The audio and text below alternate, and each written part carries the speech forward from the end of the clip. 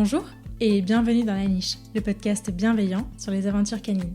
Je suis Claire et je suis ravie de vous partager aujourd'hui le 34e épisode de La Niche.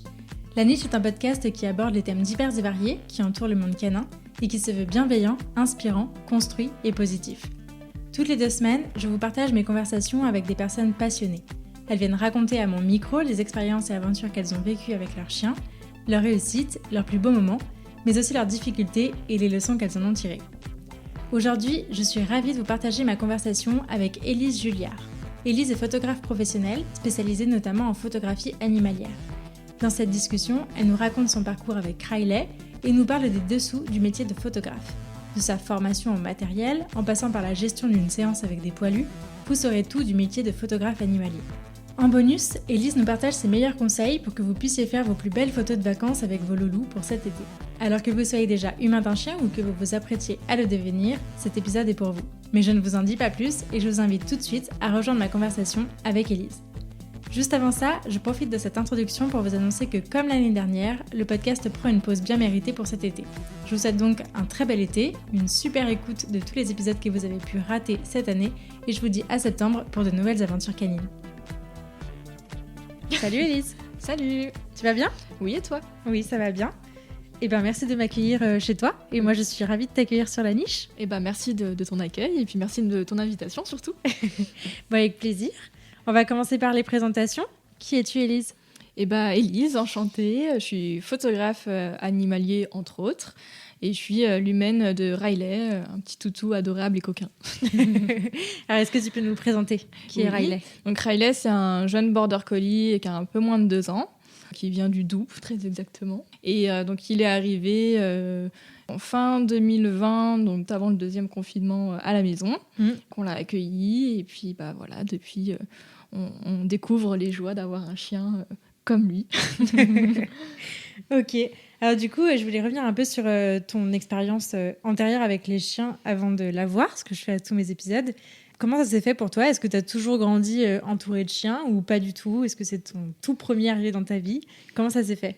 Et bah, c'est le premier chien, en tout cas de mon côté. Même si j'adore les animaux, j'ai pas toujours vécu avec eux. Donc moi, c'est vrai que j'ai une grande passion, si je puis dire, pour les animaux, que ce soit donc les chiens, les chats, les chevaux, parce que j'ai aussi un chat à la maison, Django. Mais voilà, le cadre familial ne permet pas toujours d'avoir des animaux auprès de soi, donc j'ai beaucoup négocié pour avoir déjà un chat à la maison. Donc après dur travail de négociation, j'ai réussi. Où là, j'ai eu donc ma première minette avec moi, qui est partie malheureusement un petit peu trop tôt par un accident. Mais j'ai aussi vécu en parallèle donc, de mon premier chat avec un autre chat, qui est toujours avec mes parents, du coup, avec ma maman. Et puis après vient le temps des études, où là, non, j'ai dû me séparer de la compagnie d'animaux pour mes études, où j'étais dans mon propre petit appartement, donc pas forcément très adapté aux animaux. Mais heureusement, le chemin avec les animaux est vite revenu, parce que quand je me suis installée du coup, en tant que photographe, dans un premier temps, j'étais famille d'accueil pour chats, donc qui m'a permis de reprendre des liens avec les animaux, puis de faire une bonne action aussi en même temps. Et en fait, Django, je l'ai trouvé dans la rue. Donc un jour à Lyon, je sors du travail et puis je vois un truc qui bouge sur une roue de voiture et puis je sais que les chats ont tendance à être facilement au-dessus des roues de voiture et puis je sais pas pourquoi, instinctivement, j'ai voulu me baisser pour dire coucou au chat. Je m'attendais pas du tout sur un chaton d'1 mois et demi, quoi. Ah ouais. Donc je me suis dit mince, c'est pas normal un petit chaton au plein milieu de rue de Gerland à Lyon. Donc j'ai essayé de chercher s'il y avait d'autres petits chatons ou même la mère. J'ai rien trouvé. Et puis pile à ce moment-là, il y a un camion de pompiers qui est arrivé pour faire une intervention pile là où il y avait le chaton. Donc je me suis dit qu'il allait partir sur la route, que ça allait être un carnage. Je l'ai récupéré, j'ai essayé de voir s'il était pucé auprès d'un vétérinaire, bien entendu, rien du tout. Et donc vu que j'étais dans le cadre de l'association, il a été pris en charge et je l'ai finalement adopté. Trop bien. Donc, ce qui m'a permis, histoire. Voilà, une petite histoire avec Django. Et puis j'ai toujours rêvé d'avoir un chien avec moi. Mon chéri aussi est très très chien, très animaux. Bon, il était moins chat, mais finalement je l'ai converti aussi. C'est bon. Finalement, je pense qu'il s'en passerait pas maintenant non plus. Ouais. Ça a été aussi longue réflexion d'avoir un chien. On était en plein centre-ville de Lyon, donc pas forcément adapté à tout type de chien en tout cas. Et puis vu qu'on se portait beaucoup sur le border collie, c'est vrai que dans plein centre-ville de Lyon, on s'est dit que c'était pas forcément la meilleure des options. Donc on a attendu un petit peu d'être à l'extérieur de Lyon pour ça y est, lancer le schéma du chien à la maison, quoi. Ok. Donc c'est comme ça que Riley est arrivé. Exactement. Ok. Pourquoi le border collie ? Et en fait, on est assez actif dans notre quotidien, sportif, on va dire, entre guillemets, parce que c'est un bien grand mot, où on aimerait être plus sportif qu'on ne l'est au quotidien. Ouais. Et donc, on cherchait un chien qui puisse avoir aussi les conditions physiques pour nous accompagner partout, que ce soit en montagne, parce qu'on fait beaucoup de bivouac et de trek au plus qu'on peut. Donc, le but, c'était aussi de partager ça avec notre chien. Et moi, j'aime aussi beaucoup la race du Bouvier bernois, notamment. J'ai toujours eu un gros kiff sur le Bouvier bernois. Mais je me suis rendu compte que c'était peut-être pas assez sportif pour nous suivre plusieurs jours en montagne, quoi. Donc, c'est pour ça que le choix du border s'est un petit peu fait rapidement. Surtout que mon conjoint, il adore le border collie. Lui, il a toujours rêvé d'en avoir un. Donc, il m'a converti pour le coup. Et donc, je regrette pas parce que c'est un chien assez exceptionnel, quoi. Ouais. Ah, c'est chouette. On va parler un peu plus longuement de ton métier de photographe. Déjà, ma première question, c'est comment on devient photographe ? Comment on passe de faire des millions de photos quand on est petit, enfant et ado. Surtout de notre génération, on a eu plein de trucs dans les mains pour faire des photos. Comment on passe de ça à vraiment en faire son métier ?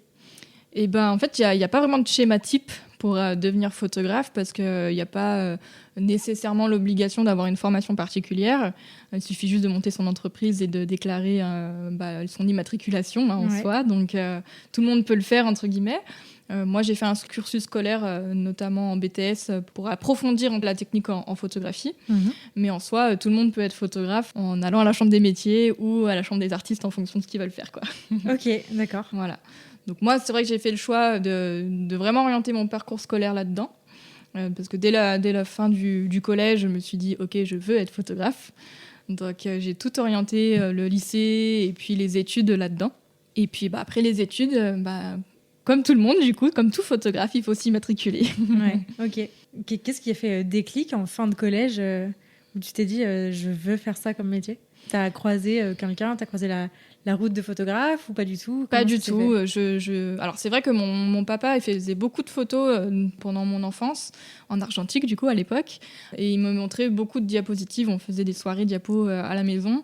Donc c'est vrai que j'ai beaucoup été baignée, on va dire, dans le milieu de l'image par lui, qui me montrait beaucoup ses expéditions en montagne aussi, beaucoup de randonnées, de trek qu'il a pu faire avec ma maman aussi notamment. Et je pense que ça m'a involontairement un petit peu orientée là-dedans. Donc après, moi, à l'arrivée à l'adolescence, j'ai voulu mon appareil photo, donc avec les modes manuels, parce que sinon, c'est pas drôle. Donc j'ai bidouillé par moi-même et je me suis dit, OK, il y a un truc, donc je me lance là-dedans, quoi. Ok. Et à la base, je voulais pas forcément être photographe, je voulais être archéologue. Donc quand même être dehors, finalement. Ouais. Il y a déjà un truc... être dehors, être dans la nature, c'était déjà un truc qui te plaisait, quoi. Ouais, et puis chercher, être un peu toujours sur un truc nouveau, des recherches de nouvelles choses, parce que l'archéologie, on cherche des trucs qu'on connaît pas, mais en photo, c'est toujours aussi s'adapter à ce qu'on a, c'est toujours des gens différents, des animaux différents, des lieux différents, ou surtout une lumière qui est différente aussi, quoi. Ouais, toujours sur ta formation. Donc toi, tu nous as dit que tu avais fait un BTS photographie. Du coup, est-ce que tu peux nous en parler un peu ? Est-ce que comment tu as trouvé cette formation et qu'est-ce que ça t'a apporté ? Alors, donc le BTS, c'est un brevet donc technicien supérieur qui dure 2 ans, qui se fait en post-bac. C'est vrai que moi, je me suis plus orientée là-dessus que sur une école d'art en photographie, parce que c'était vraiment l'aspect technique qui m'intéressait. Pour moi, je m'estime pas être photographe artistique. Enfin, je fais des photos dans mon interprétation et dans ce que j'ai envie de transmettre. Je vais me dire, ça se trouve, un collègue il va trouver ça moche, quoi. Donc pour moi, l'art, c'est très subjectif. Oui. Et c'est pour ça que j'ai voulu donc être plutôt orientée sur un cursus technique. Qu'est-ce qu'on a fait en 2 ans de BTS ? Beaucoup de choses. C'est une formation hyper complète parce qu'à la fois, donc, on a eu de la technique photo, donc de l'appareil photo, studio, prise de vue, enfin je rentrerai un peu en détail, mais on a aussi tout ce qui va être gestion et droit d'entreprise, parce que là, vraiment, on s'oriente sur une formation où Le but, c'est de travailler de la photo. Donc, c'était la seule formation, je crois, si je dis pas de bêtises, ça a peut-être un peu évolué, qui proposait justement des cours de gestion et de droit pour être photographe, quoi, avoir son entreprise ou travailler pour une autre entreprise. Tout ce qui va être donc les droits d'auteur, les droits à l'image, droits de propriété, parce qu'on l'oublie, mais un chien, au niveau de la loi, c'est quand même considéré comme une propriété. Donc, toutes ces notions-là sont importantes à savoir pour... pas faire n'importe quoi avec les photos des autres, mais aussi ne pas que les gens fassent n'importe quoi avec nos photos, quoi. Donc très intéressant là-dessus. Puis sur la partie gestion d'entreprise, c'est ce qui nous fait vivre, hein, parce que photographe, c'est beau, mais on est quand même dans le monde de l'entrepreneuriat, du business. Et donc il faut quand même savoir un peu gérer une entreprise, quoi. Ouais, c'est clair. Donc hyper intéressant à ce niveau-là. Je pense qu'aujourd'hui, tous mes cours que j'ai pu faire en BTS, ça doit être la partie gestion et business, enfin et droit dans le sens large photo que j'utilise le plus. Et dans tout ce qui va être technique, alors là on est allé vraiment très très loin parce qu'on a fait de la physique pour tout ce qui est optique. De la chimie, c'était très orienté argentique, donc de quoi est composée une pellicule photo, le développement argentique, donc tous les bains avec toutes les molécules qu'il y a dans les bains. C'est intéressant. C'est hyper intéressant, mais c'était pas forcément très appliqué, tu vois. Bon, mais c'est toujours hyper intéressant de savoir un peu comment tout ça marche, quoi. Comment tout ça fonctionne, évolue. C'est ça. Même si aujourd'hui on est sur du numérique, l'argentique existe encore. Et puis même sur les procédés d'impression papier, il y a des papiers donc jet d'encre, il y a des papiers argentiques, donc tout ça j'ai vu en cours. On avait de la pratique, donc à la fois prise de vue, à la fois labo, sur Photoshop aussi.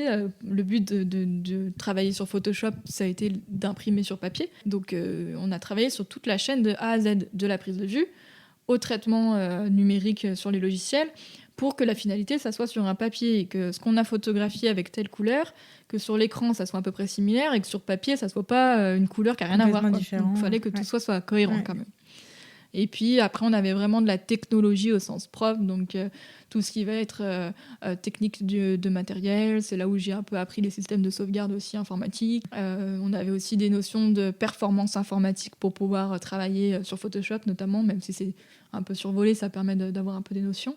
Donc on a fait des travaux, des TP justement pour comparer un peu les capteurs, savoir lequel fonctionnait mieux que l'autre ou quels étaient les avantages et les inconvénients de chacun, sur les optiques également, sur les flashs de studio. Donc vraiment, c'était hyper complet de la théorie à la pratique, quoi. Trop chouette. Ouais. Puis on avait aussi des stages en entreprise. Donc j'ai fait 3 stages.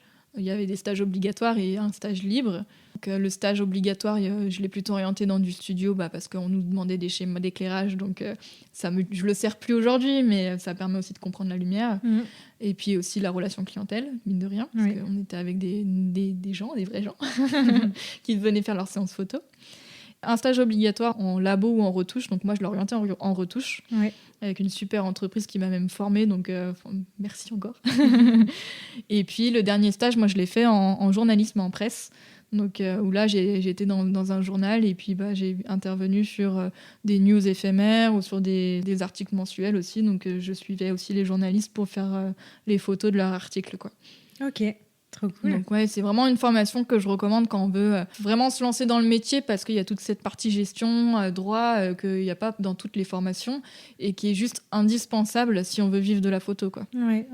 Du coup, quel type de photos fais-tu aujourd'hui en tant que photographe ? Alors, je suis spécialisée, comme j'aime bien le dire, dans le milieu du particulier au sens large. Donc, ça soit avec les animaux, mais aussi avec la famille. Donc, ça peut aller des photos de mariage, de famille, de grossesse. Et donc, au sens large, parce que les animaux font partie de la famille aussi. Donc, je photographie les chiens, les chevaux, les chats avec leurs propriétaires. J'ai même eu l'occasion de photographier furets, caméléons. Donc, voilà, tous les animaux sont inclus dans la famille. Trop cool. Qu'est-ce qui t'a poussé à te spécialiser, notamment dans les animaux ? Est-ce que c'est en lien avec Riley ou pas du tout ? Pas du tout, parce que je faisais déjà des photos d'animaux avant même que Riley ou même Django soit avec moi. C'est juste parce que je les aime et que c'est important pour moi de faire des portraits d'eux, quoi. Je pense, tout simplement. Ok, d'accord, ça marche. Je voulais revenir un peu sur toi, la définition que tu as de ce métier. C'est quoi l'intérêt, le truc qui te fait aimer ce métier-là comme ça ? Qu'est-ce qui te fait vibrer dans ce métier-là ? Je pense que c'est un gros mélange de plein de choses. Déjà, le fait que ce soit tous les jours différent, même s'il y a un peu une routine, entre guillemets, sur le processus. Comme je disais, on rencontre toujours de nouvelles personnes, je cherche toujours des nouveaux lieux pour faire mes séances photos. Chaque séance photo ou prestation est une aventure différente. Je pense que c'est le fait de pouvoir mélanger, le fait d'avoir des sujets, des sujets ou des gens ou des animaux différents, avec aussi la partie photo, parce qu'on fait jamais la même image. C'est ça qui est intéressant, le fait de toujours faire autre chose, quoi. J'aime bien que ce soit pas routinier et qu'on cherche toujours à aller tester de nouvelles choses, d'autres endroits, d'autres lumières. Donc c'est une question assez difficile en fait à répondre, je me rends compte. Voilà, je pense que c'est juste une énorme passion et que pour moi c'est juste une évidence, quoi. Ouais, ok. Et du coup, l'autre pendant de la question, pour toi, c'est quoi l'intérêt de faire appel à un photographe pour la famille? Toi, tu t'es spécialisée dans la famille au sens large. C'est quoi les motivations de tes clients c'est le plus simple aussi, je pense, c'est d'avoir des souvenirs avec soi, de pouvoir justement garder des moments de vie, on va dire, sur papier ou numérique. Maintenant, faut jouer avec son temps. C'est vrai que pour moi, en tout cas, quand j'étais enfant, j'ai regardé beaucoup de photos, donc avec mon papa notamment sur les diapos. Ma grand-mère aussi, à chaque fois que je vais la voir, elle me montre toutes ses photos de famille. Et par contre, il y a eu des situations familiales qui fait qu'il y a eu une période de ma vie où j'ai pas de photos de moi. Parce que mes parents se sont séparés et puis je pense qu'ils avaient autre chose à penser que de faire des photos de toute la famille. Et c'est vrai que des fois, je me dis, mince, j'ai pas de photos de ce qui s'est passé à ce moment-là de mon côté. Et c'est peut-être aussi pour ça que je trouve que c'est important de photographier des moments de famille, que ce soit organisé ou justement sur un événement. Et puis des photos aussi de nos animaux, parce qu'ils ne sont pas éternels eux non plus. Donc c'est important pour moi d'avoir tout ça et de les garder avec soi, quoi. Ouais. Donc j'essaye en tout cas d'en parler aussi aux familles pour qu'ils se rendent compte de l'importance que c'est de faire ces moments-là, de garder des images de leur quotidien, entre guillemets. Et puis après ceux qui me contactent en général, ils ont cette même envie, mais en tout cas si ça peut en parler à d'autres personnes, je pense que c'est important aussi d'en parler. Ouais, c'est sûr. Du coup, pour rentrer un peu dans le cœur de ton métier, allons dans les méandres de la photographie. C'est quoi le matos que tu utilises? Parce que moi, je l'ai vu. Oui. C'est du matos. Attention. C'est vrai. Il y a quelques milliers de matos. Et donc moi, je suis j'étais sur du réflexe, là je passe à l'hybride. Enfin, je suis entre deux. J'ai un boîtier de secours en réflexe, mais maintenant je suis passée à l'hybride. Donc c'est sur du matériel pro en l'occurrence pour moi, et avec une large gamme d'objectifs aussi pour prendre plein de choses différentes en photo. Donc pourquoi je suis orientée sur du matériel pro? Déjà parce que j'ai une utilisation pro, ça va de soi, mais après même des gens qui ne font pas le métier peuvent aussi avoir besoin de ce genre de matériel. Notamment avec les animaux où on peut voir qu'il y a un petit peu plus de technique et d'atouts, en tout cas, à passer sur du matos performant. Tout ce qui va être réactivité, de performance d'autofocus notamment, ou de vitesse en tout cas, pour prendre ce genre d'images. Que dire, oui, donc en mode manuel, bien entendu.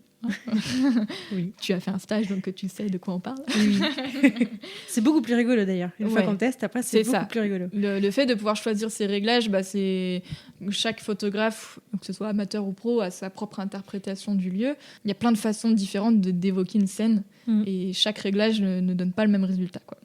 Donc une large gamme d'optiques aussi pour pallier à plein d'environnements et de sujets différents. Donc ça peut être du grand angle, des focales fixes, des zooms, pour faire différentes choses. Et puis il y a le matériel informatique aussi pour suivre derrière, honnêtement, notamment sur le traitement d'images, quoi. Ouais, et je crois que tu as eu des petits soucis il y a quelques temps. Et du coup, ça m'a vraiment permis de me rendre compte à quel point il y avait besoin d'avoir énormément de choses, en fait, que la photo, c'est pas juste un appareil, une carte SD et ciao bello, on y va. Il y a beaucoup plus que ça. Ouais, tout à fait. À la maison, moi, je suis sur de l'ordinateur. Bon, j'étais sur une tour fixe. Maintenant, je suis passée sur du MacBook pour avoir à la fois la possibilité de travailler chez moi avec un écran externe et puis à la fois en déplacement. Et puis, il y a tout le système de sauvegarde. Surtout, moi, j'ai un NAS. J'ai encore une 3e copie sur un autre disque dur externe. L'idéal, ce serait d'avoir encore un cloud, mais j'ai pas la fibre, donc c'est la mission. Un jour, peut-être. Ouais. Et puis, c'est beaucoup de sauvegarde de ce qu'on vient de prendre en photo et de sauvegarde de ce qu'on a finalisé, ce qu'on a rendu, ce qu'on a livré, parce que c'est un peu la finalité de notre travail. Le fichier brut de l'appareil photo, c'est comme une pellicule d'argentique. Ça se traite, ça se trie, ça se traite, ça se développe.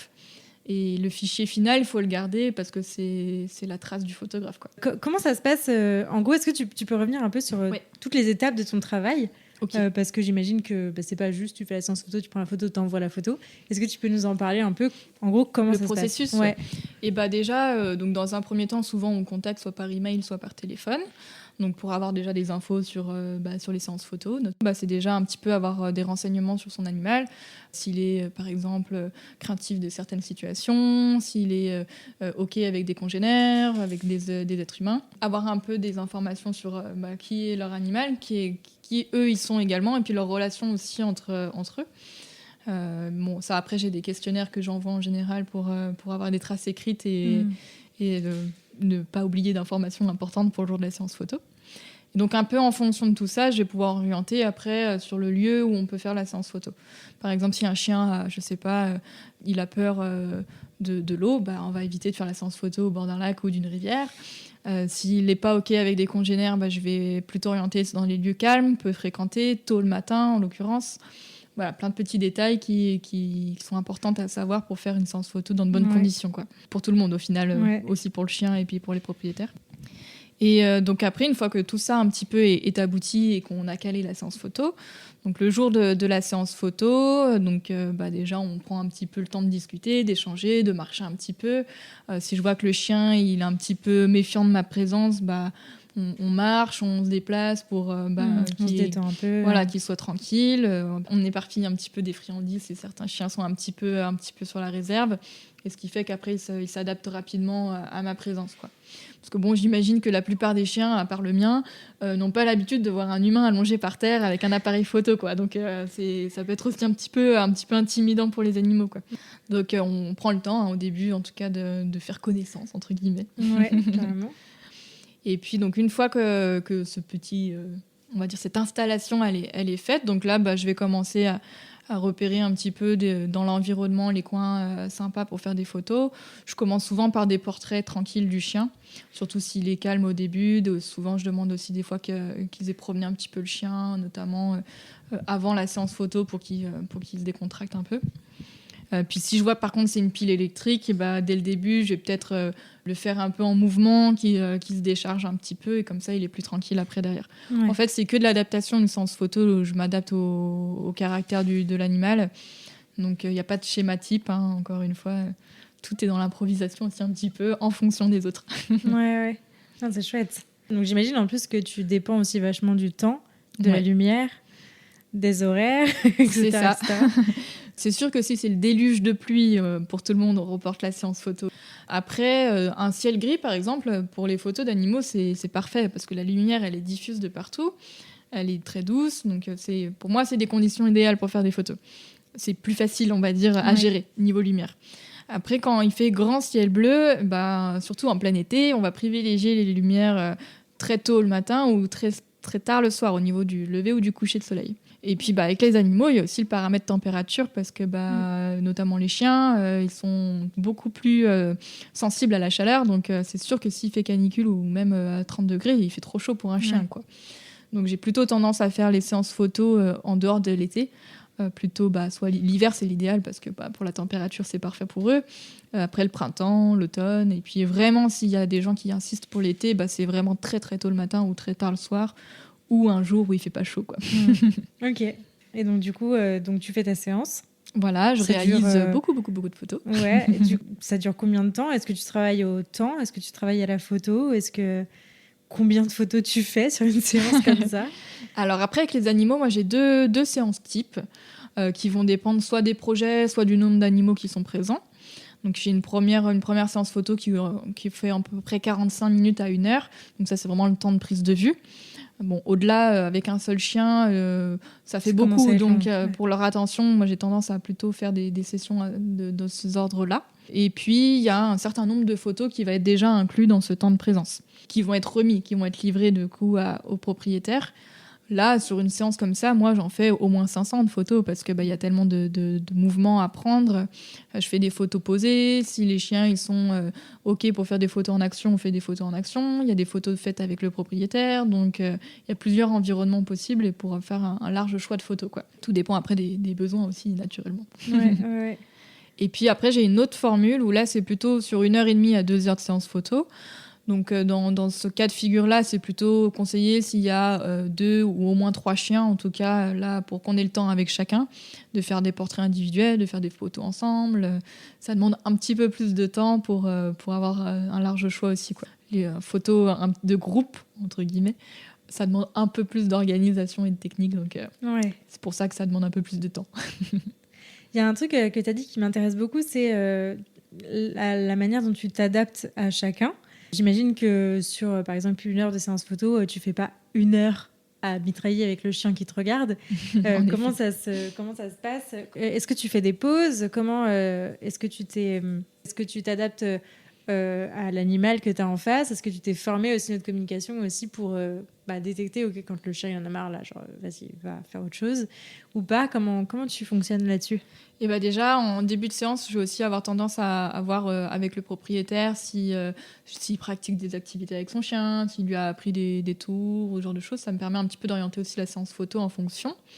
Mais c'est sûr, on va pas faire 1 heure de photo, genre le chien il reste là, il bouge pas, c'est pas possible. Donc c'est pour ça que je varie aussi un petit peu les types de photos, que ce soit du portrait, de l'action ou avec le propriétaire, pour pas que le chien il soit toujours dans l'attention, entre guillemets, pour pas qu'il soit toujours focus, sinon il pèterait un boulon, le chien. En fait, on fait des photos pendant des très courts instants, parce que mon chien, oui, il a l'habitude de poser devant l'appareil photo, il peut rester 10 minutes, il n'y a pas de problème. Mais pas les chiens de tout le monde, en fait. J'ai pas, la plupart des chiens que je vois, ils sont pas des pros de top modèle de la photo. C'est des chiens comme tout le monde, qui courent, qui reniflent, qui jouent et qui restent très très peu de temps en statique. Donc je vais avoir une idée de photo, je vais expliquer un petit peu au propriétaire ce qu'on va faire. Et puis, en général, je fais mes réglages avant pour que ce soit tout calé sur la situation que je veux faire. Je lui demande donc de positionner le chien comme je lui ai indiqué. Et puis là, je vais faire beaucoup de photos sur le moment où le chien va poser, parce que un coup, il va avoir une oreille à gauche, une autre sera à droite, une coup derrière. Il n'y aura qu'une seule photo de bien. Plus t'as de chance d'avoir une bonne, quoi. Exactement, parce que ça va très très vite dans les petits positionnements de tête. Un coup, il peut avoir la gueule ouverte, un coup, il peut avoir la gueule fermée, la langue dans un côté. Les yeux qui regardent. Exactement. Hier. Mais bien entendu, sur les signaux de communication et de signaux d'apaisement, j'y fais attention aussi pour que je me rende compte si la position dans laquelle il est, ça le met pas à l'aise et qu'il est pas confortable. Dans ce cas-là, je dis au maître, on fait une pause, ou on réessaye plus tard, ou ça va pas, quoi. Enfin, pas pour le chien en tout cas. Donc je suis pas une experte de la communication canine, mais j'essaye un petit peu quand même d'être attentive là-dessus pour déceler ces signaux de stress, quoi. Voilà un petit peu comment ça se passe sur le moment d'une séance photo. Et puis en général, si je vois que la position de demander, c'est OK, pareil, c'est toujours des petites sessions, ça dure 30 secondes, 1 minute, en fonction de ce que propose le chien aussi. Mais jamais on bloque le chien à la position. S'il a envie de partir, il part. Je préfère justement qu'il parte et qu'on le replace 3-4 minutes après, plutôt que de le stresser à dire non, tu bouges surtout pas, quoi. Voilà. Donc après, sur les séances photos, moi j'ai tendance à dire aussi au propriétaire d'amener un paquet de friandises énormes ou des jouets, tout ce qui motive le chien, surtout pour que ça soit du jeu aussi pour lui, et de la motivation, que ce soit un moment de plaisir également, parce que si ça l'emmerde dès le début, il ne sera pas coopératif pour tout le reste, donc dès le début, il faut lui donner toute motivation.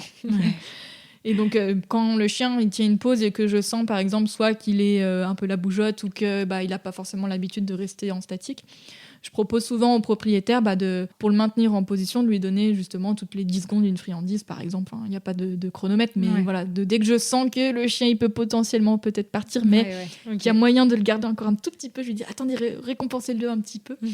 Et comme ça, après, on a la photo et puis on le libère, quoi. Ok.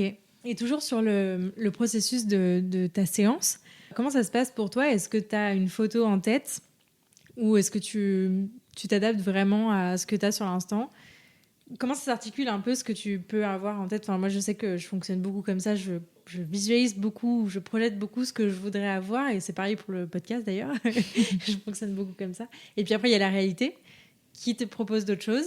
Comment tu composes avec ça? Est-ce que toi, tu fonctionnes comme ça aussi? Non, j'organise rien du tout. Moi. Ok. C'est peut-être un inconvénient pour certains, mais moi, j'improvise tout le temps sur ce qu'il y aura sous mes yeux. Ouais. C'est valable dans toutes mes prestations, que ce soit avec les animaux ou même avec les humains. J'organise seulement le lieu de rendez-vous en fonction du tempérament des animaux et des humains, forcément aussi. Ouais. Et puis, si le lieu est esthétique ou pas pour le rendu qu'on veut, quoi. Donc, c'est le seul truc que j'organise. Après, sur la séance photo, j'ai jamais d'image prédéfinie dans ma tête. Ok. Voilà. Après, ça m'arrive que les propriétaires veulent un type de photo. Je prends toujours note pour justement m'en inspirer. Le but, c'est jamais de copier. Et puis, en fait, peut-être que j'ai un problème, je sais pas aussi, mais sur la séance photo, quand on commence, j'ai toujours 15 000 idées ou 15 000 trucs que je veux faire. Et quand je commence une, j'oublie l'autre. Ouais, donc après, au final, je fais ce qui vient en tête au moment donné, quoi. Ok. Non, mais c'est très chouette. Puis... c'est aussi ce que j'essaie de faire, tu vois, en enregistrant, c'est de garder un maximum de spontanéité parce qu'en fait, c'est dans la spontanéité que tu as le plus de qualité, je trouve. En fait. C'est beau ce que tu dis.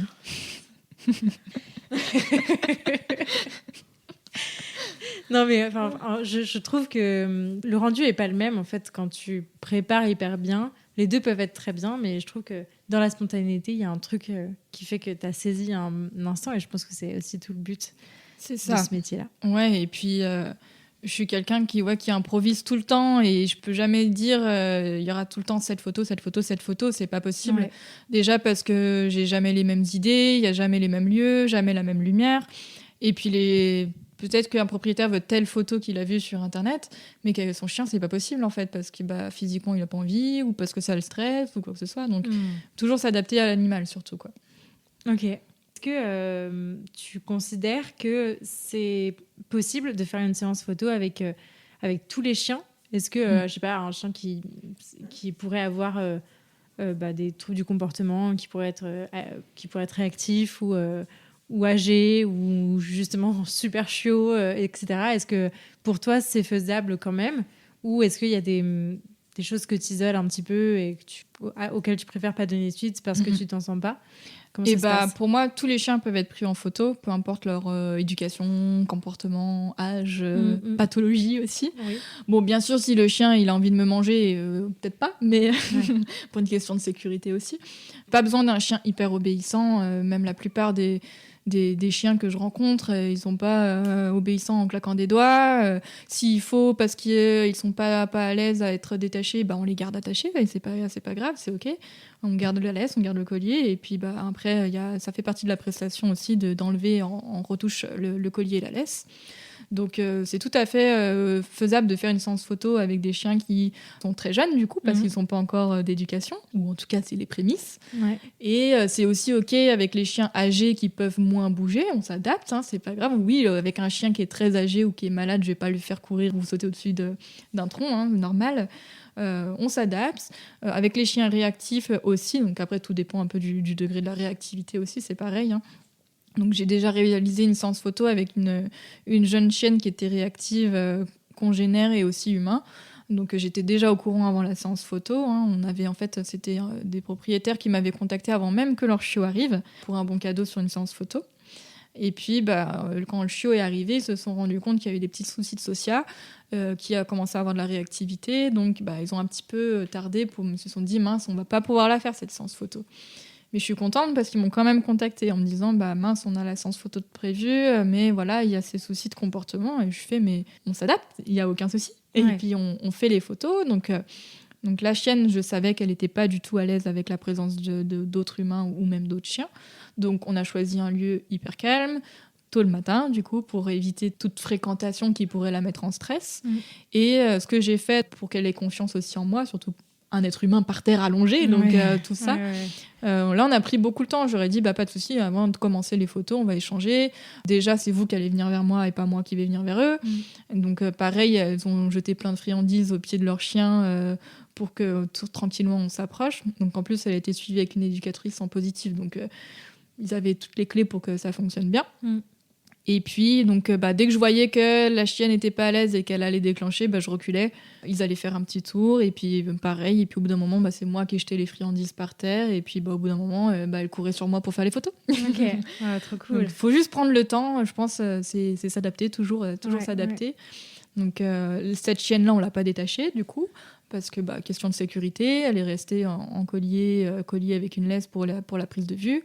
On a réussi à faire quelques photos en action dans un chemin pour pas qu'elle s'éparpille n'importe où, pour la voir un petit peu en mouvement.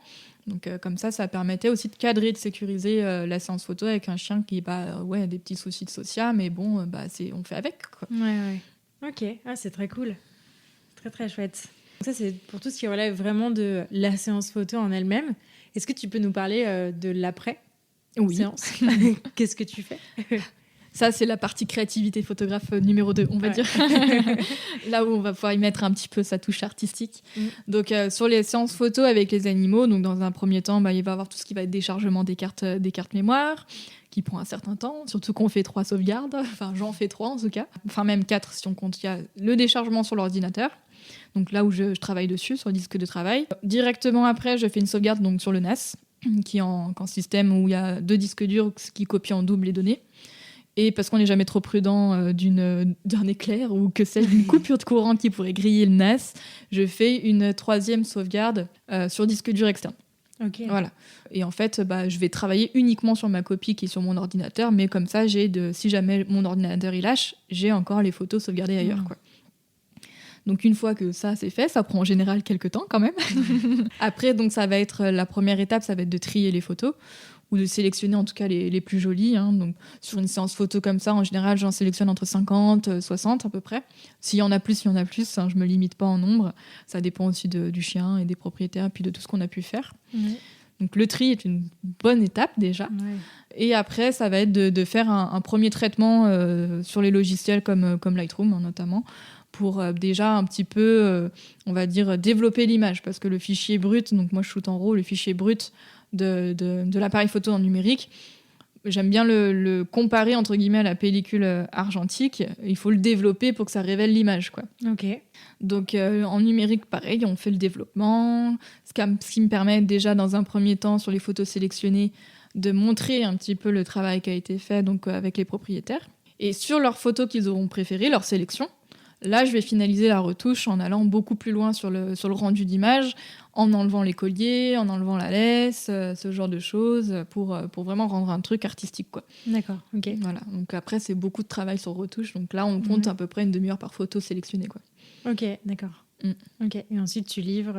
Et après, donc une fois que toute la partie retouche donc, de la sélection du propriétaire est faite, en effet, ça va être la livraison des images, donc en numérique via un transfert de fichiers numériques. Après, moi aussi, dans mes formules, je propose des impressions sur papier d'art, sur une impression papier, quoi. Donc après, ils choisissent la photo préférée qu'ils veulent imprimer. Trop bien. C'est trop chouette. Parce que le fichier numérique, c'est bien, mais le papier, c'est mieux. Oui. Et puis, c'est autre chose. Après, tu l'as et c'est ça. Tu l'as toujours, quoi. Exactement. Puis on peut l'encadrer. C'est un truc qui reste, quoi. Alors que fichier numérique, avec mes galères informatiques, ça montre bien qu'on n'est jamais à l'abri d'une coquille.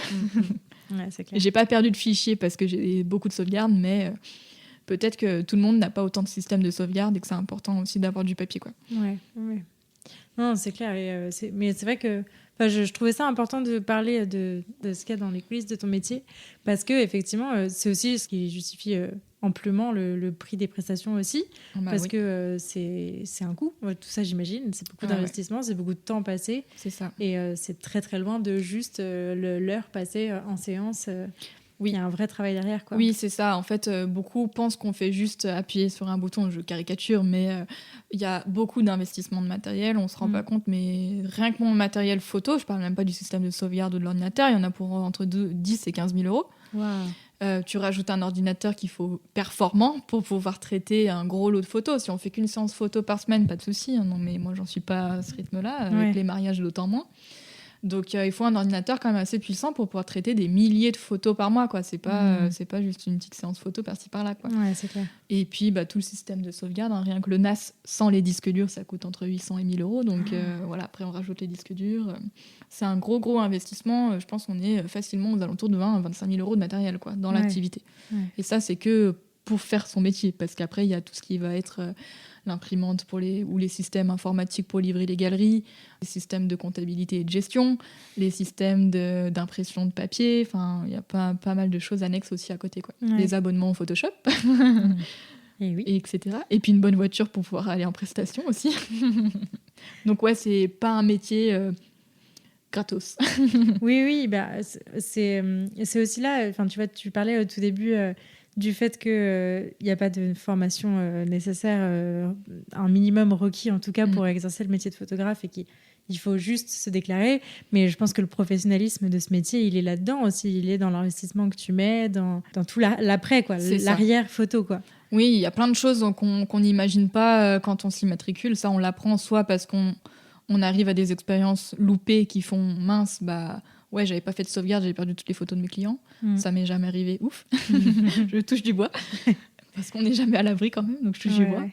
Et puis oui, il y a plein de choses annexes. Par exemple, moi sur mon appareil photo, j'ai 2 emplacements pour des cartes mémoire. Donc en fait, quand je prends une photo, ça sauvegarde automatiquement sur mes 2 cartes mémoire. Parce que si j'ai une carte mémoire qui grille pendant la séance photo, j'ai quand même une copie ailleurs. Donc rien que là, en fait, on n'y pense pas tout le temps.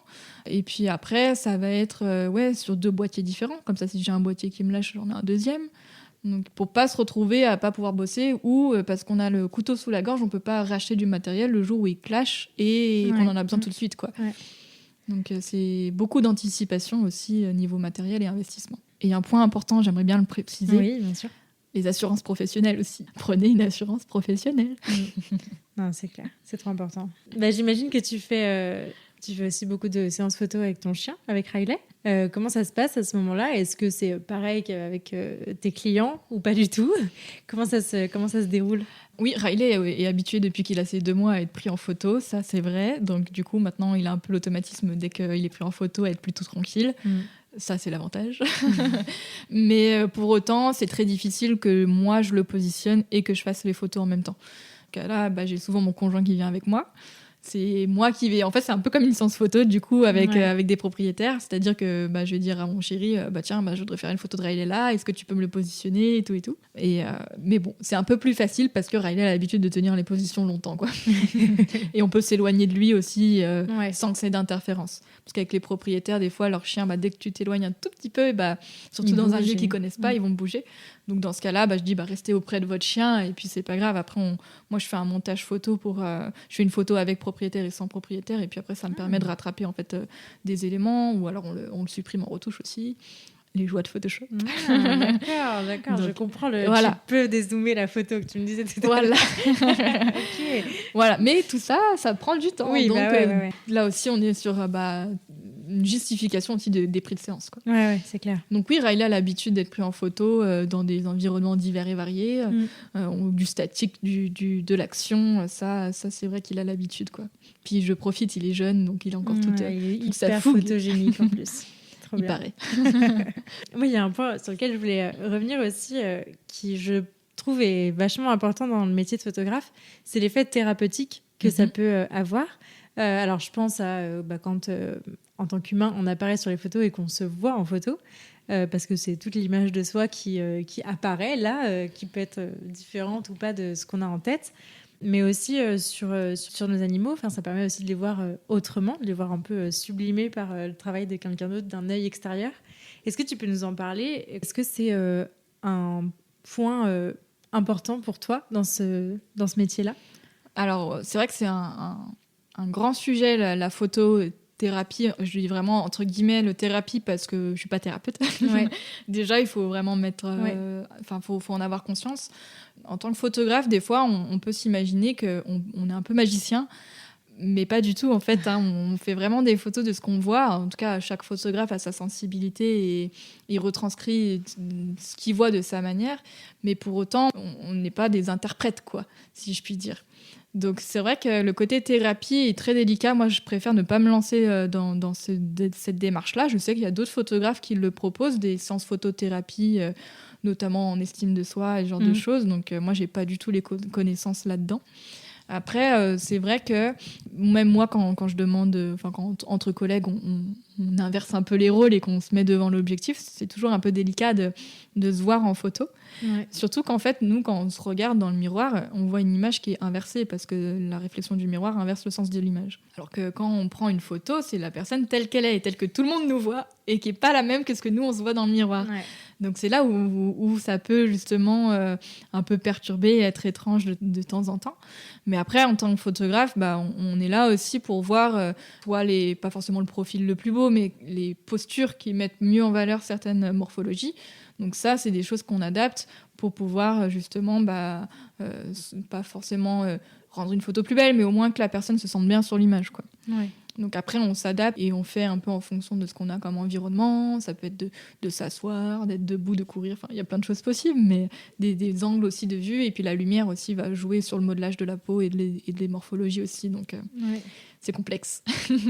Ouais, mais c'est intéressant, la démarche qu'il peut y avoir là-dedans. Je sais pas si c'est le cas, si ça t'arrive par exemple sur les photos, pas forcément les photos de mariage, parce que là, le but c'est vraiment d'être au top du truc, mais sur les photos de famille par exemple, ou des photos de grossesse, typiquement, la photo de grossesse peut avoir cet effet-là qui est d'accepter un peu son corps qui change, etc. D'autant plus avec les femmes enceintes, parce que déjà, c'est pas tous les jours qu'elles sont enceintes, donc déjà, il faut qu'elles acceptent elles-mêmes leurs modifications corporelles du fait de la grossesse. Ouais. Donc, c'est pas tout le monde qui accepterait de faire une séance photo grossesse si déjà, en tant que femme enceinte, elle se sent pas très à l'aise, ça arrive. Donc les photos, soit ça peut justement aider à se dire finalement je suis canon, tu vois, j'en sais rien, qu'est-ce qu'on peut se dire, mais ou à l'inverse, ça peut être mince, non, je m'apprécie pas du tout enceinte, ça peut arriver, hein, chacun on est propre à chacune et chacun on est propre à son estime de soi, quoi. Et c'est vrai que je suis pas thérapeute, donc l'estime de soi, je peux pas y travailler dessus. Ouais. Mais on fait tout le temps en sorte, en tout cas, de rendre des photos où les gens sont les plus à leur avantage, bien entendu. Trop, trop bien. Et du coup, je voulais reparler un peu avec toi de toute la partie... je sais pas pourquoi j'ai envie d'appeler ça post-production, mais vraiment la partie de traitement de la photo. Ce que tu fais sur Photoshop, typiquement, de vraiment retraiter la photo. Comment ça se passe ? Qu'est-ce que tu travailles dessus ? Est-ce que t'enlèves des trucs, t'ajoutes des trucs, tu changes les couleurs, la lumière, je sais pas. Comment ça se passe dans ce que tu fais ? Après le traitement et donc après la sélection des photos par le client, c'est ça. Ouais. Donc typiquement, si le chien, on devait le garder en laisse pour des questions de sécurité, ça peut être d'enlever la laisse, le collier. C'est vrai que j'ai plutôt tendance à préconiser le collier pendant la séance, non pas pour des questions d'éducation ou quoi, mais c'est parce que c'est quand même plus facile à enlever sur Photoshop qu'un harnais. Ouais. Donc plutôt collier pour l'enlever plus rapidement sur Photoshop. Après, ça va être des suppressions d'éléments dérangeants, ça peut être une brindille qui est un peu trop haute ou qui passe devant le chien. Bon, des fois, elle passe pas forcément des lieux très, très pratiques à enlever, mais on s'en sort un peu. Après, ça peut aller juste aussi avec un peu l'outil fluidité. Par exemple, les colliers, ça va avoir tendance à aplatir au niveau des poils, surtout chez les chiens à poils longs. Donc, faut remodeler un petit peu tout ça comme s'il n'y avait pas de collier. D'accord, ok. Si, je sais pas, ça peut arriver. Moi, des fois, Riley, par exemple, il a une oreille, je sais pas, elle part en castagnette parce que des fois, il fait un peu des têtes de blasé. On peut presque un petit peu la redresser si jamais il était un peu sur une autre écoute ailleurs, quoi. Ça peut être de supprimer aussi sur des choses en arrière-plan qui sont dérangeantes, notamment des arbres. Des fois, ça coupe un petit peu la lecture de l'image parce que ça arrive derrière le sujet, un endroit pas très, très esthétique. Donc voilà, il y a beaucoup de choses à enlever. En général, on en rajoute peu. Ça peut arriver qu'on rajoute ce qu'on appelle les overlays. Donc ça peut être de rajouter de la neige, de la pluie, des feuilles. Ça, je le fais pas trop en général. Disons que le seul fois où ça m'est arrivé de rajouter de la neige, c'est parce qu'il neigeait vraiment le jour de la séance photo avec Riley et que j'ai voulu amplifier un petit peu plus la neige sur la photo. Mais en général, je rajoute pas de la neige si en plus c'est en plein été. Enfin, pour moi, faut que ça reste cohérent aussi quand même, quoi. Ouais. Donc ça, c'est pour la partie, on va dire, suppression ou ajout d'éléments. Et après, sur tout ce qui va être plutôt colorimétrie, c'est vrai qu'en photo animalière, je suis plutôt en couleur. Je fais très peu de photos en noir et blanc. Déjà parce que la couleur, ça permet de retranscrire aussi le chien en lui-même. Hein. Et parce que... je suis plus couleur que noir et blanc aussi de base, quoi. Ouais. Donc après, tout le travail de colorimétrie, surtout sur les photos animalières, ça va être de faire attention à ce que le pelage du chien il reste tel qu'il est. Parce que, par exemple, quand on va photographier un chien dans l'herbe, si le chien il est blanc, t'as toute l'herbe qui va se refléter sur son poil blanc. Et en fait, ton chien, il va être vert, quoi, ou jaune-vert, quoi. Donc tout ça, il faut le retraiter. Donc remettre le chien blanc. C'est un peu bête dit comme ça, mais il faut redonner en tout cas son poil blanc. Faut pas non plus que ce soit désaturé, hein, parce qu'on sait bien qu'il y a quand même des nuances dans le blanc, surtout chez les chiens blancs, ils sont rarement blanc. Donc ça va être un gros travail au niveau du traitement. Et puis sur le décor, sur l'arrière-plan ou sur l'environnement, en mettant en parallèle le chien, on peut aussi travailler la chromie indépendamment du chien. Donc c'est là où on va caler, on va dire, les couleurs, le contraste, la saturation. On peut aussi même aller un petit peu plus loin en donnant une ambiance particulière, par exemple en réchauffant la photo ou à l'inverse en la refroidissant suivant l'interprétation qu'on veut lui donner, quoi. Donc ça, c'est un gros boulot, surtout pour pas que le travail du fond, enfin de l'environnement, de l'arrière-plan, il impacte le pelage du chien, et il faut détourer, quoi. Il faut vraiment traiter individuellement les deux. Donc il faut s'amuser à détourer le chien. Bon, maintenant Photoshop est de plus en plus performant, il nous aide beaucoup, mais ça prend un petit peu de temps quand même, quoi. Et puis après, il y a des choses qu'on peut également faire, c'est retravailler un peu les éclairages, entre guillemets, ou intensifier un éclairage. Moi, je travaille beaucoup à contre-jour, par exemple. Donc oui, c'est normal si votre photographe travaille à contre-jour et que vous n'avez pas de résultat, c'est normal aussi. On me dit souvent en prestation, mais vous êtes à contre-jour. Oui. oui, j'ai vu, merci. Donc, c'est ça. En fait, la lumière en contre-jour, surtout quand on a des textures de poils, ça va vraiment mettre en valeur le contour du chien avec tous les petits bouts de poils individuels. Ça va mettre un éclairage par l'arrière. Puis ça aussi, on peut un petit peu le booster, on va dire. J'aime pas le rajouter, mais l'amplifier, le booster un petit peu plus pour que ça fasse un peu comme un halo de lumière. Si on n'a pas réussi à l'avoir en prise de vue, des fois on peut l'avoir en prise de vue, mais il y a vite du flair, des photos qui vont avoir une espèce de voile sur les images, donc tout ça se travaille, quoi. Ouais, ok. C'est passionnant. J'adore la photo et je trouve ça trop bien. Merci. Je vous en prie. Du coup, on va passer à la partie conseils. Oui. Ça va bientôt être les vacances d'été. On va vouloir faire des jolies photos de son chien. Oui. Quel conseil tu pourrais donner pour réussir une jolie photo ? Quels sont les éléments on va dire, auxquels faire attention pour avoir une chouette photo ? Et déjà, surtout si c'est en plein été, ne faites pas ça en pleine journée. Privilégiez, surtout quand il fait chaud, déjà pour le chien, tôt le matin ou tard le soir, comme les balades, de toute façon. Privilégier du coup ces lumières-là aussi du matin et du soir qui sont beaucoup plus douces, beaucoup plus esthétiques. Diffuse et moins contrastée. Parce qu'une lumière qui va être en plein zénith, le soleil est vraiment très haut dans le ciel et très écrasant, ça va faire vraiment des très forts contrastes sur l'animal. Donc en plus, si vous avez un chien noir en plein milieu d'une terrasse en pierre blanche, votre appareil photo, il va galérer, quoi. Et puis ça sera pas forcément un rendu très esthétique parce que le chien noir, il sera soit tout blanc, enfin pas assez noir, et puis la dalle en pierre va être toute blanche. Soit à l'inverse, le chien va être noir et puis les dalles vont pas être de la bonne couleur non plus. Donc bref. Déjà, privilégier les lumières beaucoup plus douces de la journée, de préférence même quand c'est nuageux, comme ça vous avez toute la journée pour faire des photos. Les nuages sont un très bon diffuseur de lumière. Donc ça va être la petite notion, on va dire, lumière. Ensuite, d'un point de vue, on va dire, purement photo, ce que je conseille, c'est toujours être au niveau du chien. C'est-à-dire, faut s'allonger par terre, faut pas hésiter à se rouler dans la boue. En été, on est un peu moins sujet à la boue, donc ça va. Mais d'être toujours à la hauteur du chien. Toute règle doit être rompue aussi, donc on peut aussi s'amuser à faire des photos vraiment pile au-dessus du chien, mais voilà, c'est une démarche. Mais je veux dire, essayer d'être souvent au niveau du chien. Ça peut aussi être un bon moyen du coup de cacher un peu d'arrière-plan. Le fait d'être à ras le sol, ça va permettre justement de ne pas trop voir ce qui est juste derrière le chien et que ça va un peu le diffuser, un petit peu le cacher, quoi. Voilà comme conseil. Et puis après, c'est de beaucoup pratiquer surtout. Toi-même, tu le sais. Oui.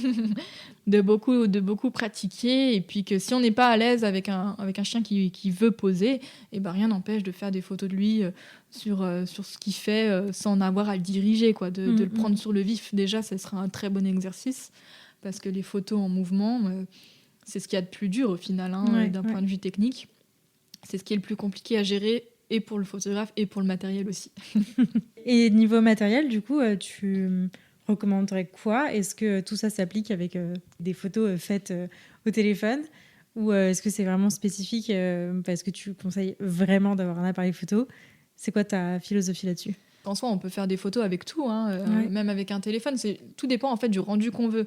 Avec un téléphone, même si je sais que le dernier iPhone, je sais pas combien, il a plein de possibilités qui permettent d'avoir des flous d'arrière-plan, etc. Ça reste que de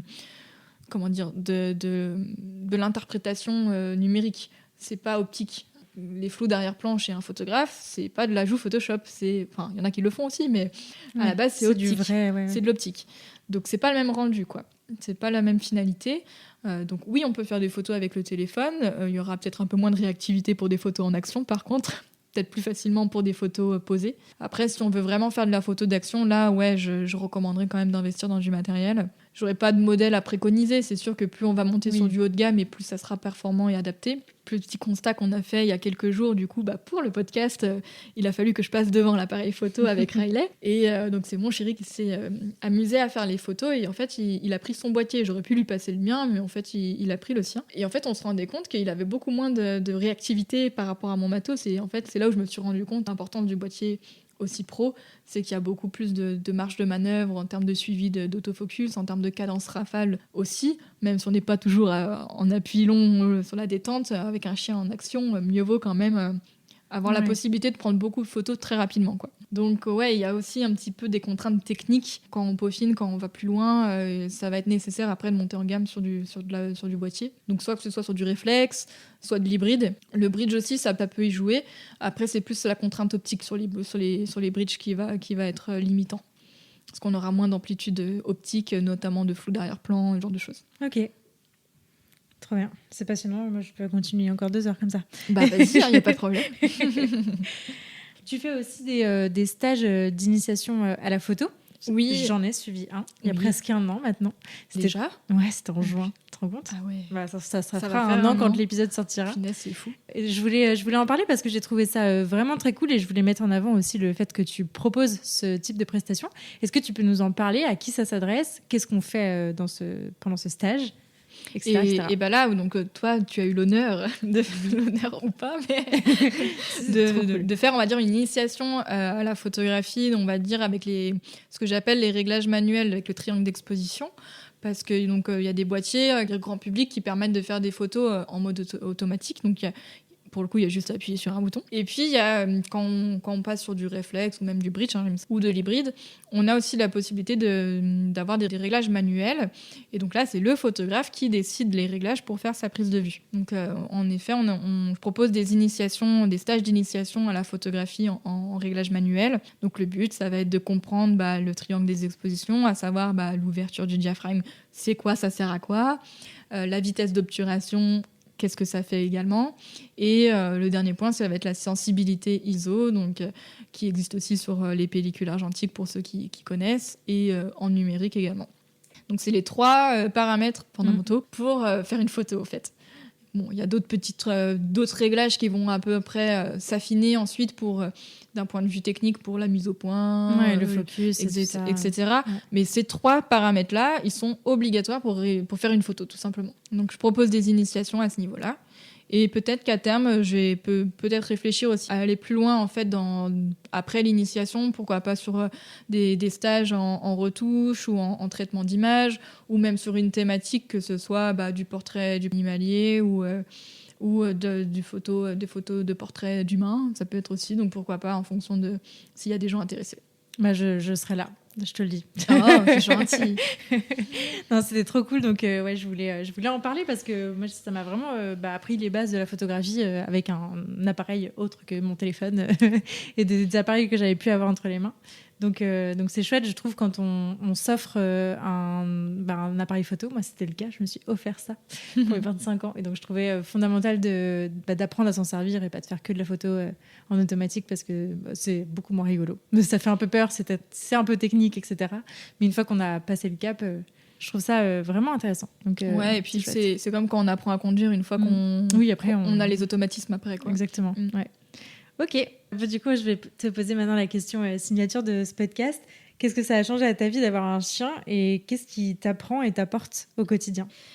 Déjà, qu'est-ce que ça a changé dans mon quotidien ? Beaucoup de choses. Déjà, il faut le promener tous les jours. Non, ça, à la base, limite, c'était un argument en fait pour avoir un chien. C'était que En fait, si j'ai pas quelque chose qui me dit il faut que j'arrête de travailler, il faut que je sorte, je travaillerai toute la journée. Donc maintenant, j'ai une contrainte. Il faut que je sorte Riley. Comme ça m'oblige à sortir de mon bureau et de mon ordinateur. Donc, déjà, une vie un petit peu plus active du fait que il faut aussi se bouger pour assouvir à ses besoins. Plus active aussi dans le sens parce que je fais des activités avec lui. Je fais un petit peu de troupeau, mais ça, c'était plus déjà, comme on en a parlé tout à l'heure, de voir un petit peu les aptitudes du border collie. Même si Riley n'est pas un très grand chien de berger au sens de travail propre. Et on fait du man-trailing aussi. Donc de faire des activités avec son chien, ça change du quotidien. Moi qui étais un peu une sportive, entre guillemets, en sport de salle ou en extérieur, là c'est différent parce qu'on pratique avec son... Enfin, c'est pas un sport, mais on pratique une activité avec son chien. Donc c'est cool de partager un truc. Après, il y a toute la partie éducation. Là, j'avoue que Riley, il a été costaud quand même. C'est un chien qui est facile à vivre, mais alors, il y a le mythe, ou pas mythe, de la crise d'adolescence chez le chien. Donc, je voyais les discours un peu sur les réseaux. Ouais, c'est le mythe, la crise d'adolescence. Et là, j'étais là, mais moi, mon chien était parfait quand c'était un chiot. Et après, à partir de 6 mois, ça a été un calvaire. Je fais, on peut pas dire que c'est un mythe, c'est pas possible, tu vois. Ou alors toute la culpabilité était sur moi, tu vois.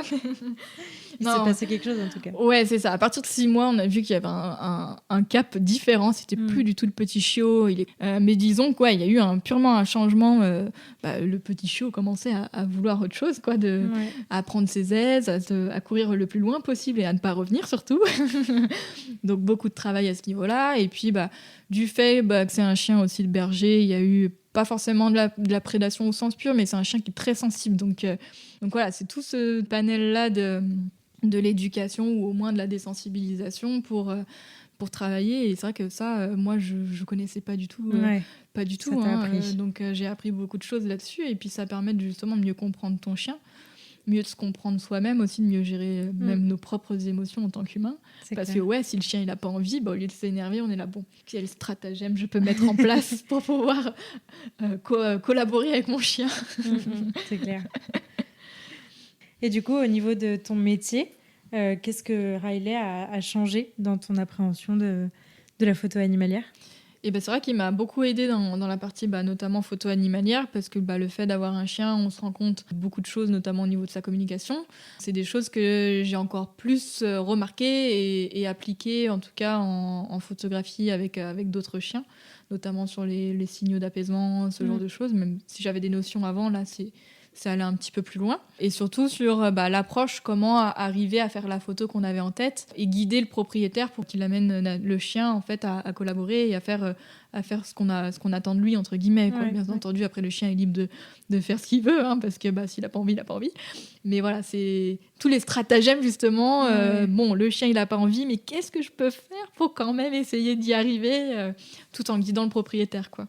Bon, ça, il passe beaucoup avec les friandises, notamment, ou les jouets. Ok, très intéressant. Et il y a un dernier point que je voulais souligner avant de passer aux dernières questions, c'est toute la notion de liberté qui est laissée aux chiens et d'autonomie aussi là-dedans, dans cet exercice. Et je trouve que c'est hyper important de le souligner. Tu l'as dit à plusieurs reprises dans cet épisode. Mais c'est vrai que souvent, quand on veut faire une photo de son chien, on a tendance à s'agacer parce que pour nous, ça dure pas longtemps et que c'est pas grand-chose. Et on le fait d'ailleurs avec les enfants. Tiens-toi, souris, ça dure 2 secondes et puis fais-le. Et d'ailleurs, je pense qu'on force aussi beaucoup les enfants à se prendre en photo. Et donc, on s'en rend pas forcément compte que c'est quand même contraignant. C'est pas forcément un truc qui met très à l'aise. Et je sais que Charlie, ça a été tout un travail. C'était très progressif. Au début, il détestait ça.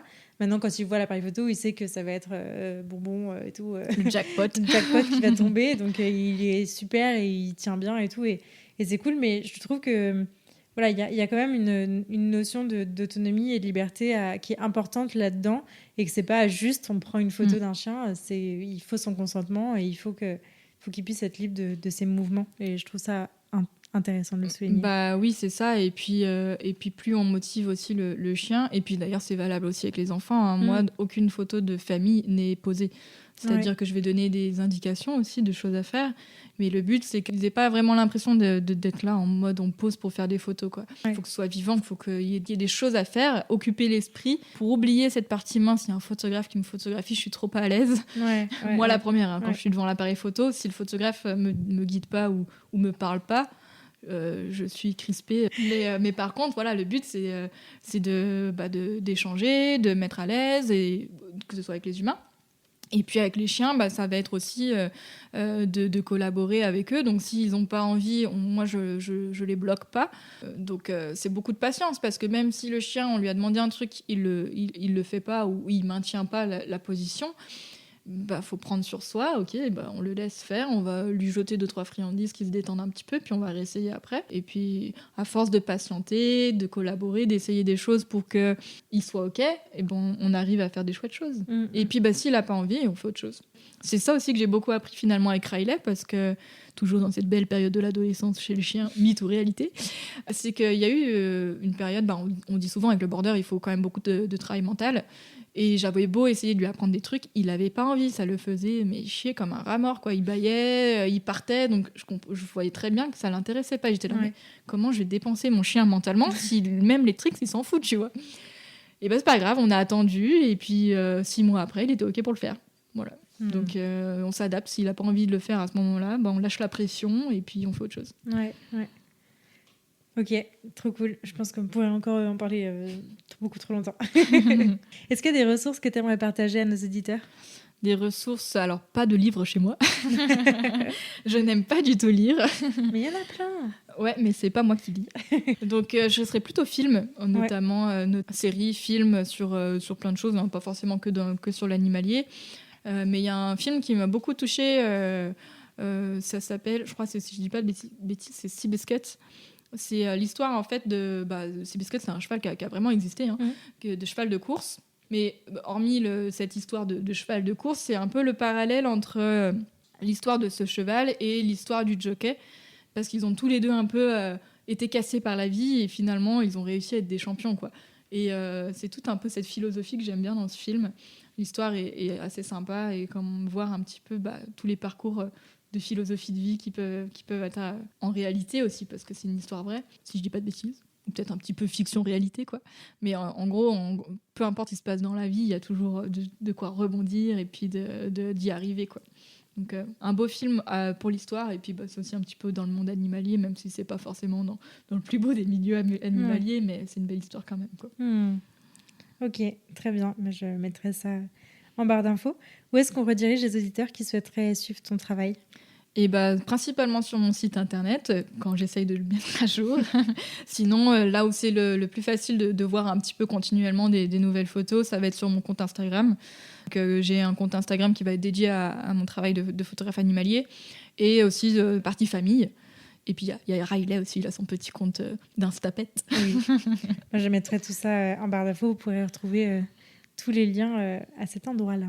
Merci beaucoup, Élise. Merci à toi, Claire. Et puis à tout bientôt. À bientôt. Longue vie à ton entreprise et longue vie à tes photos animalières. Merci. Puis pareil pour toi, à ton projet qui se concrétise de plus en plus. Merci beaucoup. À bientôt. À bientôt, merci. Merci beaucoup de vous être rejoints à ma conversation avec Élise et de l'avoir écoutée jusqu'au bout. J'espère que ce nouvel épisode vous a plu, et si c'est le cas, je vous invite à en parler autour de vous et à le partager sur les réseaux sociaux en nous taguant @EliseJulliard_animalier et @lanicheaventure. Si vous souhaitez soutenir ce projet, vous pouvez aussi me laisser une note et un commentaire sur la plateforme que vous utilisez pour m'écouter. Ça aide beaucoup le podcast à se développer. Pour enrichir votre écoute, n'hésitez pas à visiter mon site laniche-aventure.fr. Enfin, n'hésitez pas à nous rejoindre sur Instagram pour suivre nos aventures et ne rien rater des prochains épisodes, ils arrivent très vite. D'ici là, prenez soin d'eux, prenez soin de vous, et je vous dis à la prochaine!